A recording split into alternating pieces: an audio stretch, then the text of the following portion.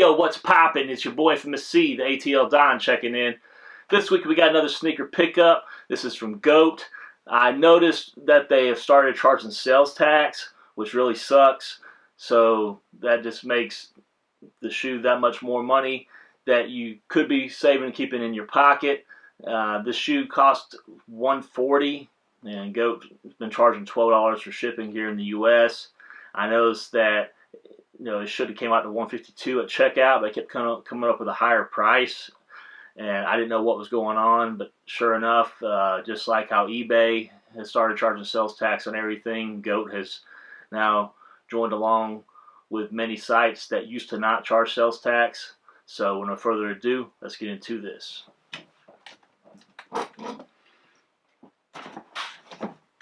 I purchased a shoe in, I think, May, and I didn't have to pay sales tax, so it might have started maybe on June 1st or something maybe.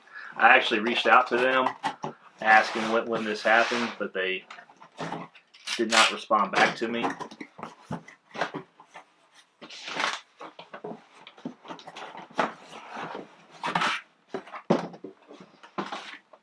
As you can see, it's a Jordan 5. I recently have picked up the 2020 release of the Jordan 5 Fire Red. I wanted to double up, but my size 12, because I can't remember, I might have scored mine off of eBay maybe. I can't remember 100% sure. But I scored those for retail. Well, the resale price right now for my size 12 for dead stock was around $250 at the time of this filming.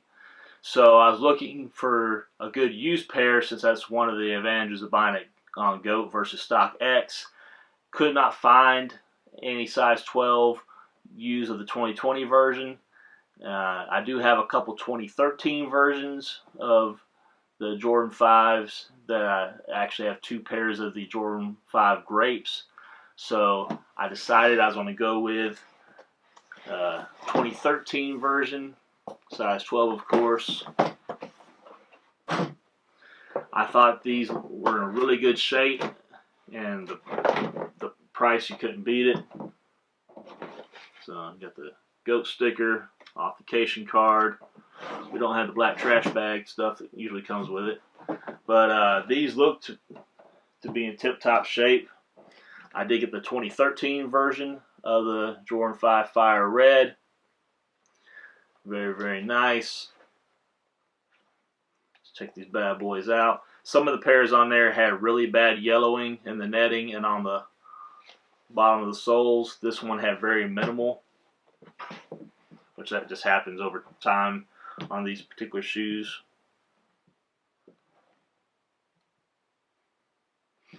The insides look very, very clean. Where the size 12 sticker would be is blank from being worn off, but has a very, very little toe box crease right here, which we can get rid of that just by ironing that out.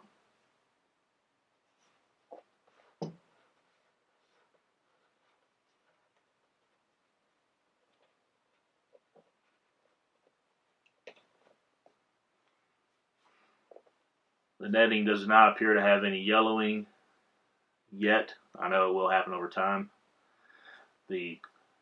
On the sides of the soles, just a little bit there starting to yellow, which is no big deal to me because I am going to wear these. And on the bottoms, you can see it's starting to yellow around these areas here, which is actually normal. I actually have a pair of Jordan 5 Grapes that never even been worn, and they're already starting to yellow.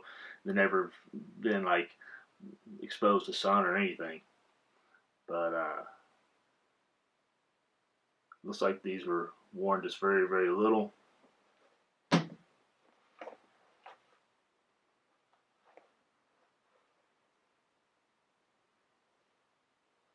This is pretty much identical to the other one, with the amount of yellowing on the icy bottoms.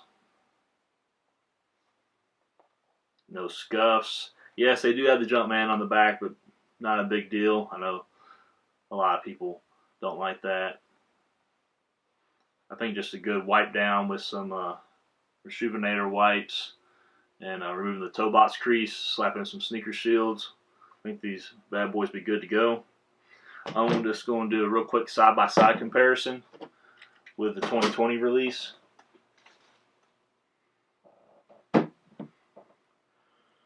All right.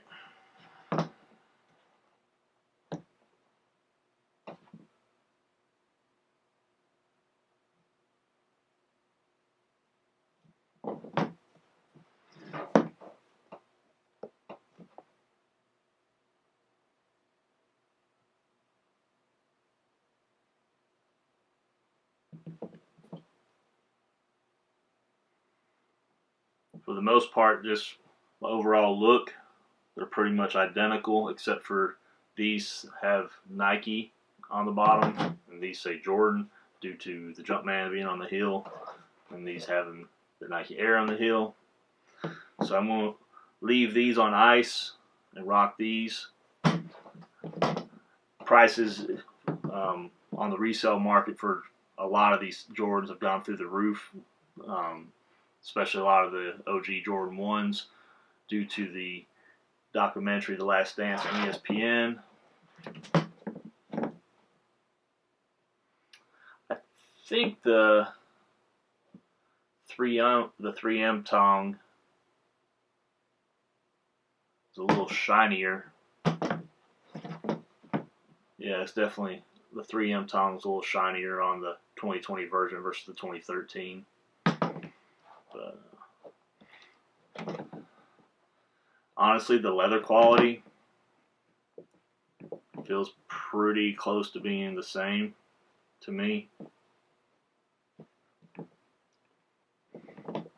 Which, you know, they don't always use the best on these. I know, like the Jordan 5 Grapes, it's nothing special. I just a big fan of Jordan 5s because that was the second Jordan I ever had in my collection. I got a pair back in '90. It was actually the Jordan 5 Metallics. So the ones of my overall favorites, I had a pair of the original Jordan 1s back in '85. I had the Jordan 1 Royals. If you're a follower of the channel, you already know that. But I think these are pretty much identical for the most part, with the exception of the tongue's a little shinier on the 2020 version on the 3M, and you know, the Jumpman versus Nike Air, and the Nike on the bottom of the 2020 version, and the Jordan on the bottom of the sole of the 2013 version. So happy to double up. I know they're not both 2020 versions, but I'm happy with them. Got these for $140. I saved $110 the way I look at it. You know, and if I was fortunate enough to grab another pair of these for retail, you know, these would have been like $200, I believe was the going price on these. So either way, I still save money on a pair of shoes I'm going to rock anyways. So I hope everybody enjoyed today's video. Please give a big thumbs up if you did. Subscribe down below if you haven't already. Trenz Unltd merch in the description. Till next time, it's your boy from the sea, the ATL Don, signing out. Peace.